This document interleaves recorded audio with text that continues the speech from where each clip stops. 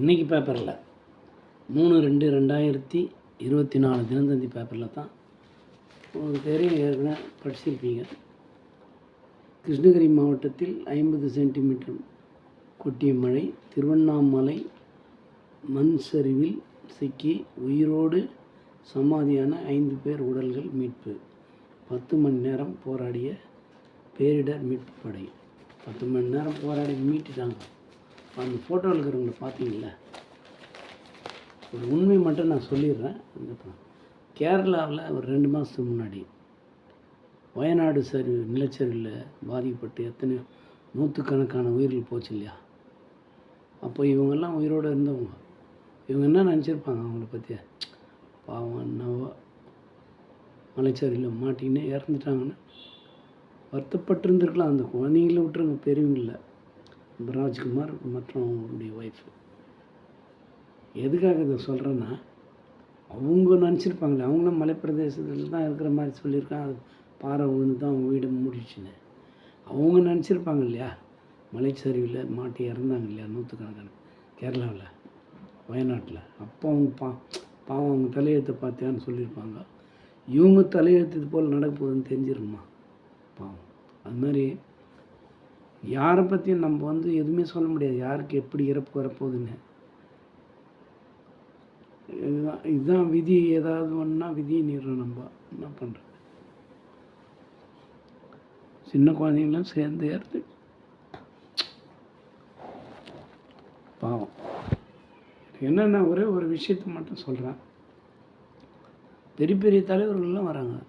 அன்புமணி ராமதாஸ் வராருன்றாங்க, பழனிசாமி வராரு, எல்லாம் வந்து அவங்களுடைய துக்கத்தை தான் சொல்கிறாங்களே கண்டியா.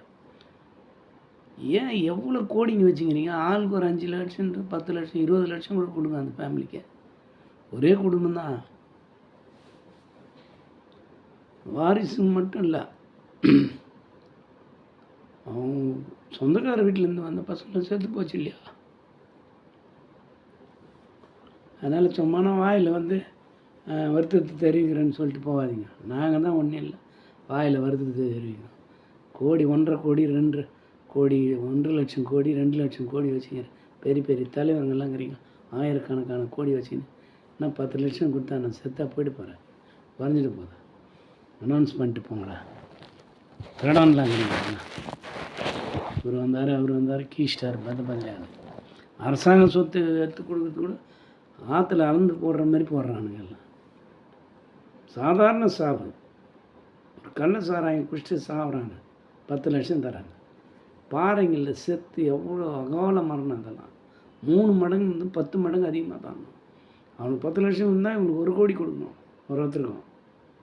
சின்ன பசங்க தான், அது வருங்காலத்தில் பெரிய படித்து நல்ல பெரிய உத்தியோகத்துக்கு போயிருக்கலாம். நீ ஏன் சொல்கிற முடியுமா எல்லாத்தையும்? சாரா குடிச்சு செத்துனுக்கு 10 லட்சம் கொடுங்க. இயற்கை சீற்றத்தால் சாவரங்களுக்கு, இடி மின்னல் மற்ற விஷயம், இயற்கை சீற்றங்களால் சாவரங்களுக்கு 10 மடங்கு அதிகமாக தரணும். என்னை பொறுத்தவரையிலும் இந்த நஷ்டஈடை சாதாரணமாக கொடுக்கவே கூடாது. அப்படின்னா நீ சிந்திக்கலன்னு அர்த்தமா மக்களை பற்றி.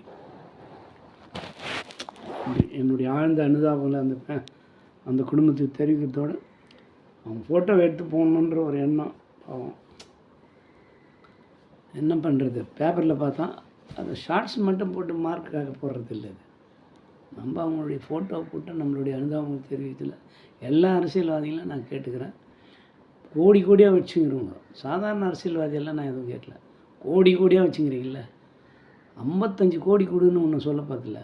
55,000 ரூபாய் கொடு, இல்லை 1 லட்சம் கொடு, 2 லட்சம், 10 பேர் கொடுத்தேன். அவங்க சொந்தக்காரக்கான மன அமைதியான இருக்கும். அது இருக்கிற குழந்தைங்களை வச்சு திருப்தியாக நல்லா படிக்க வைப்போம். அது செய்யுங்க. ஆழ்ந்த அனுதாபத்தை தெரியுது, எங்களுக்கு தான் தெரியும். அரசியல்வாதிங்க தயவுசெய்து அதுமாதிரி செய்யாதீங்க. ஓட்டுங்க வேகத்துக்கு கூட போய் பிச்சை எடுக்கிறீங்க.